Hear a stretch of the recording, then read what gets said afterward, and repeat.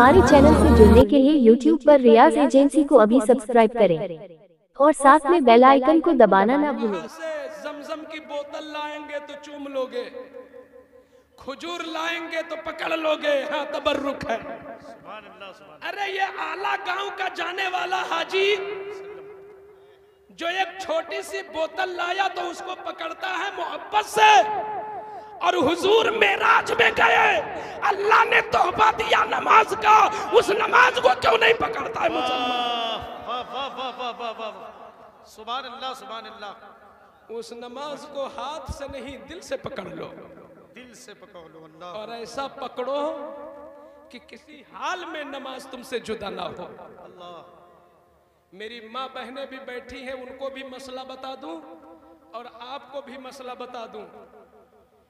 ये नमाज वो है कि पूछने वाले ने पूछा कि हुजूर नमाज तो खड़े होके पढ़ी जाती है और हम लिंगड़े हो गए हैं, खड़े नहीं हो पाते, तो क्या अल्लाह रहम करेगा और हमसे नमाज को हटा लेगा? तो उलमा फरमाते नहीं, खड़े होके नहीं पढ़ सकता तो बैठ के पढ़। एक इंसान इतना कमजोर हो गया कि बैठ भी नहीं सकता, तो क्या नमाज माफ? मुफ्ती आज़म हिंद का कलम उठता है, फरमाते नहीं, बैठ नहीं सकता तो लेट के पढ़। अल्लाह सुभान अल्लाह सुभान अल्लाह। एक इंसान इतना गया गुजरा कि लेट कर भी कुछ सकत नहीं कि हिले डुले, तो इमाम अहमद रजा का कलम उठता है, लेट कर नहीं पढ़ सकता तो इशारे से पढ़, जब तक जिंदा है नमाज, जब जिंदा नहीं रहेगा तब नमाज छूटेगी। इतनी अहम नमाज को मामूली मामूली बुखारों में छोड़ते हो और फिर कहते हो हम हुसैन वाले हैं। मामूली पलटी हो गई, जुहर छोड़ दिया, सर में चक्कर है, असर को गायब कर दिया, कहता है मैं हुसैन वाला हूं। किस कदर दूरी है इसके कौल और अमल में, हाय हाय कितनी दूरी वो कर रहा है। ये माँ बहनें एक मसला सुन ले, उससे नमाज की अहमियत को समझ ले। अगर किसी औरत के पेट में दर्द हो और वो दर्द जिस दर्द पर हुजूर फरमाते हैं कि अगर पैदा होने वाली औलाद पूरी जिंदगी माँ की खिदमत करती ही रह जाए तो उस एक दर्द के झटके का बदला नहीं हो सकता। विलादत के वक्त जो दर्द होते हैं, पैदाइश के वक्त, डिलीवरी के वक्त जो झटके आते हैं, उन झटकों की अहमियत ये है कि पैदा होने वाला बच्चा बहुत बड़ा मुफ्ती बन गया, माँ जाहिला है, पूरी जिंदगी वो मुफ्ती अपनी दस्तार को उसके तलवों से लगाए रखे हक अदा नहीं कर सकता। जिस दर्द की ये अहमियत है, लेकिन पूछो उलमा से, क्या उस दर्द के आलम में नमाज माफ है? क्या उस दर्द के आलम में नमाज माफ है? तो उलमा फरमाते हैं जब तक बच्चा बाहर नहीं हुआ, कितना भी दर्द है, उस वक्त भी जो नमाज गुजरी उसकी कज़ा लाजिम है, उस औरत को वो भी नमाज पढ़ना पड़ेगा। जिस नमाज की ये अहमियत हो, सिर्फ वहां बूढ़े नजर आते हैं। हम जब किसी गांव में जाते हैं तो हम जरूर मस्जिद में जाते हैं, लेकिन जब जमात का इत्तेफाक होता है तो वो लोग मिलते हैं जिनको सर्वाइकल हो चुका है, जी जी जी, जिनके कमर में दर्द शुरू हो गया और वो समझते हैं शायद उस घर की तैयारी शुरू हो गई है, तब वो नमाज की तरफ, तब वो नमाज की तरफ। हुजूर फरमाते हैं 7 आदमी वो हैं कि कल कयामत के दिन जब किसी को साया नहीं मिलेगा तो उन 7 आदमियों को अल्लाह अर्श का साया अता फरमाएगा। तो सहाबा ने पूछा, या रसूल अल्लाह वो 7 खुशनसीब कौन है? तो आका ने फरमाया उनमें से एक खुशनसीब वो जवान है जिसकी जवानी इबादत में गुजरी हो। माशाअल्लाह माशाअल्लाह। कर जवानी में इबादत काहिली अच्छी नहीं, जवान तो इबादत करने में मिलते ही नहीं है। ऐ जवानों, तुमने बिल्ला लगाकर हम लोगों को खाना खिलाया, दिल खुश हो गया। तुमने हमारा इस्तकबाल किया, दिल खुश हो गया है। लेकिन काश तुमने ईशा भी पढ़ा होता तो दिल और खुश हो जाता। लेकिन ये जितने बिल्ले वाले हैं ईशा नहीं पढ़ते, पीर के लिए झंडे उठाते हैं, पीर के लिए नारे लगाते हैं, लेकिन अल्लाह के घर में झुकने को तैयार नहीं। अरे तू घर में खुदा के झुक जा, दुनिया तेरे कदमों पे झुक जाए। नारे तकबीर, नारे रिसालत, मसलके आला हजरत, आमदे हुजूर रईसुल अत्किया। जिस नमाज की ये अहमियत हो कि दर्द ज़ह में माफ ना हो, बीमारी में माफ ना हो, बैठ नहीं सकता माफ ना हो, झुक नहीं सकता माफ ना हो, चल नहीं सकता माफ ना हो, क्या एयर कंडीशन में लेटे हो माफ है? क्या एसी रूम में लेटे हो माफ है? क्या खुदा के यहां हम दिखाएंगे? आओ देखो नमाज का फैज। आला गांव वालों, अगर ये शेर मोहम्मद बरकाती 4 नमाजी भी न बना सका तो गोया इसकी जबान बेअसर है और हमारे दिल में गोया खुलूस नहीं है। लेकिन मुझे अल्लाह की रहमत से उम्मीद है कि जिस खुदा ने आला गांव का आबू दाना मुझे लिख दिया, वो मेरी जबान को नमाज का जरिया भी बनाएगा। मैं चाहता हूं कि कुछ लोग मेरी बात से झुक जाएं। अब उसे ट्यूबलाइट से संवारने की जरूरत नहीं है, अब खुदा के घर को सजदों से संवारना शुरू कर दो। ये अल्लाह का घर तुमसे सजदे मांग रहा है। कई कई बोरियां सीमेंट तुमने दे दी हैं, बहुत सारे सरिये और बहुत सारी ईंटें तुमने लगा दी हैं, मगर अब ये खुदा का घर तुमसे सजदे मांग रहा है। और अगर तुम नमाजी हो गए तो ये नमाज कहां कहां फैजान देती है। मैं सिर्फ एक हौसले के लिए एक वाकया सुनाना चाहूंगा कि जिससे ये पता चल जाए कि ये नमाज हमें दुनिया में कितना बचाती है। आखिरत तो आखिरत है, दुनिया में बचाती है। जब तुम्हारी सगी माँ काम ना आए, जब तुम्हारा सगा बाप काम ना आए, जब तुम्हारी पाली हुई औलादें काम ना आए, जब तुम्हारा दोस्त काम ना आए, अल्लाह की कसम ये नमाज वहां भी काम आ जाती है।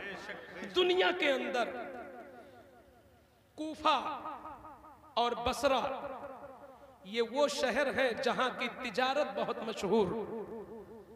एक मुसलमान बसरा से माल लेता, कूफा ले जाता, और कूफा से माल खरीदता, बसरा लाता। सर पे टोपी, चेहरे पे दाढ़ी, पेशानी पे नमाज की अलामत। एक चोर की निगाह पड़ गई, उसने सोचा ये सीधा है, इसको बहकाना बड़ा आसान है। आज भी बहुत सारे लोग ना मौलानाओं को धोखा देने की कोशिश करते हैं। उन्हें ये नहीं पता जो दीन समझ लेगा वो दुनिया भी समझ लेगा।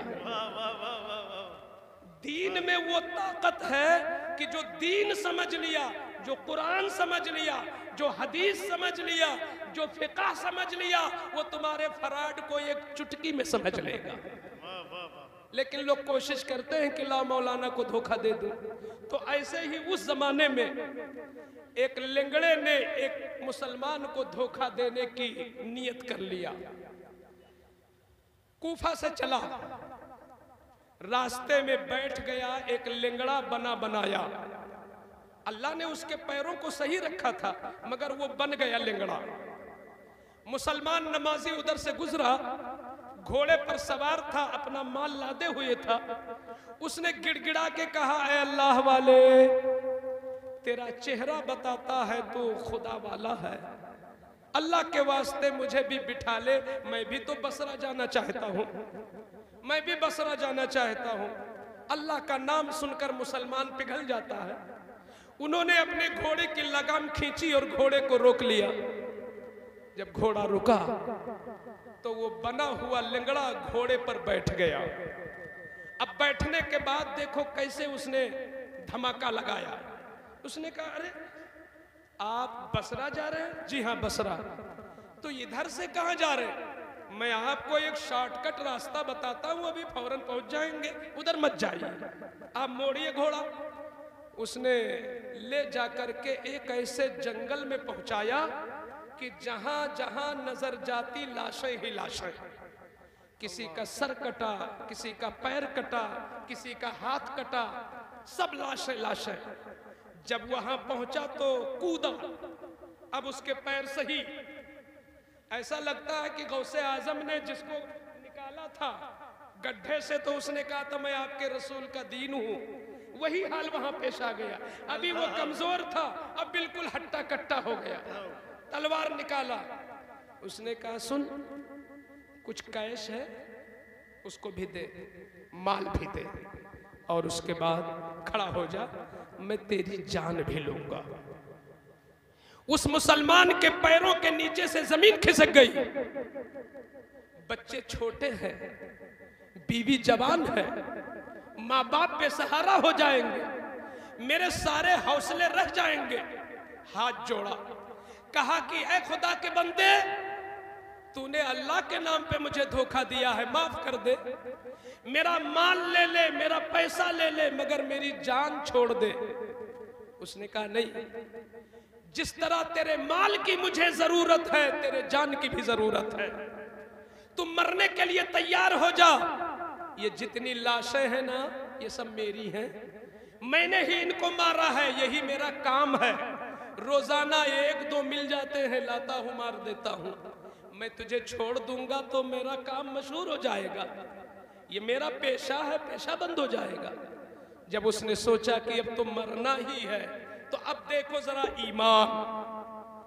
भाई बुरे वक्त में कौन याद आता है?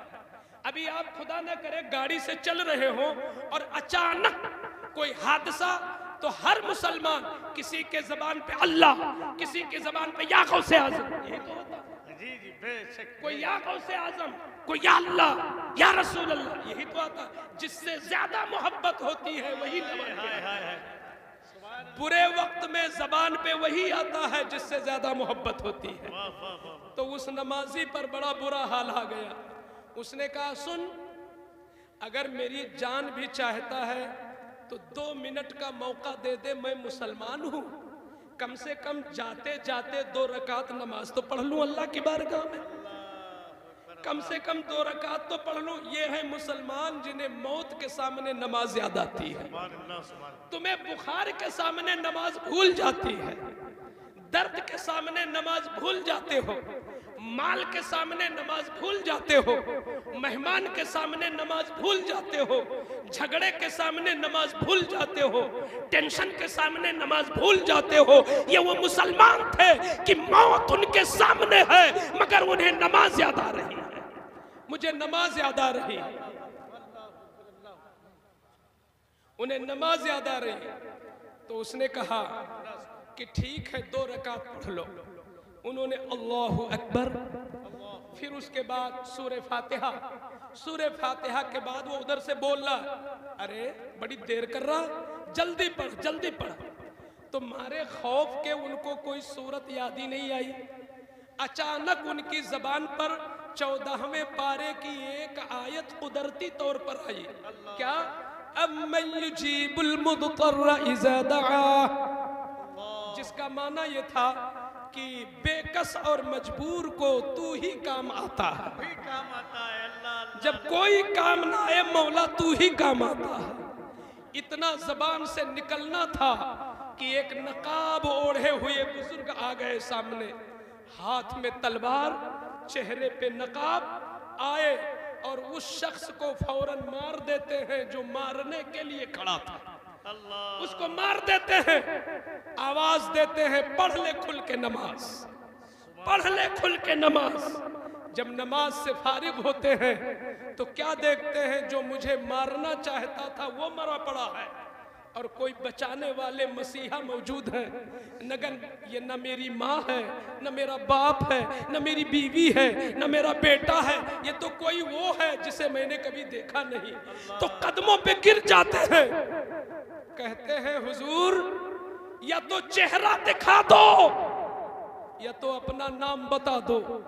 जहां दौलत काम ना आई आप काम आ गए, जहां बाप काम ना आया आप काम आ गए, जहां माँ काम ना आई आप काम आ गए। होए कौन आप? तो आवाज आई, ऐ नमाजी सुन ले, मैं कोई फरिश्ता नहीं कि नाम बताऊं, मैं कोई जिन्नात नहीं कि नाम बताऊं, मैं कोई इंसान नहीं कि नाम बताऊं। तू इतना पक्का नमाजी है कि मौत के सामने तुझे नमाज याद आई तो नमाज भी तुझसे मोहब्बत करती है। मैं तेरी नमाज हूँ, मैं तेरी नमाज हूँ, मैं दुनिया में भी बचाऊंगी और कब्र में भी तुझे बचाऊंगी। नारे तकबीर, नारे रिसालत, फैज़ाने नमाज, मसलके आला हजरत, गुलामाने मुस्तफ़ा कमेटी। तो आए लोगों, ये तो दुनिया है कि जहां न पुलिस बचाए, न हुकूमत बचाए, न गांव का प्रधान बचाए, न नेता बचाए, न तेरा साथी बचाए, न तेरी दौलत बचाए, वहां भी नमाज बचाती है। तो जिस कब्र में नेता जा ही नहीं सकता, जिस कब्र में तेरी दौलत जा ही नहीं सकती, जिस कब्र में तेरी माँ जा ही नहीं सकती, वहां तो नमाज ही बचाएगी। इसलिए तुझे अजाब से बचना है तो नमाज से मोहब्बत करना है। कोई जो नमाज से प्यार कर ले? अरे लैला मजनू ने लैला से प्यार किया। हम आला गांव के अक्लमंद लोग हैं, हम नमाज से प्यार करेंगे। कौन कौन है जो नमाज से इश्क करेंगे? हाय हाय सुभान अल्लाह, नमाज से इश्क कर लो। ये वो माशूक है जो तुम्हें अपने दामन में लेखी। इस माशूक तुम्हें कभी छोड़ने वाले नहीं है। सर्वाइकल हो तो डॉक्टर मजहर का इलाज बाद में काम आएगा, सजदे पहले काम आएंगे। आज जो मदरसों में योगे का रस्म, ये जो योगा रस्म चल रही ना, आज हमारे मदरसे में टीम आई थी, उसने मुझसे पूछा कि इस योगा के बारे में आप क्या कह रहे हैं? प्रधानमंत्री अमेरिका में योगा कर रहे हैं, आप क्या कहना चाहेंगे? हमने कहा हम मुसलमान हैं, हम मुसलमान हैं, अल्लाह ने इसका इंतजाम बहुत पहले कर दिया है।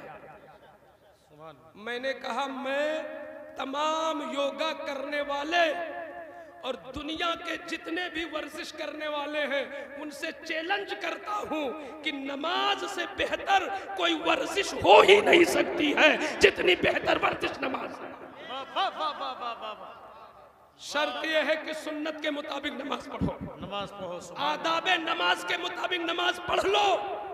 डॉक्टर मजहर के साहब के पास एक खातून पहुंची, उन्होंने कहा मुझे सर्वाइकल हो गया है। उन्होंने कहा क्या तुम पाबंदी से नमाज पढ़ती हो? उन्होंने कहा हाँ मैं नमाज पढ़ती हूँ। डॉक्टर साहब ने बर्जस्ता कहा नहीं, तुम पाबंदी से नहीं पढ़ती हो। अगर पाबंदी से पढ़ती होती, मेरा दावा है कि पाबंदी से सजदा करने वाले को यह बीमारी हो ही नहीं सकती है।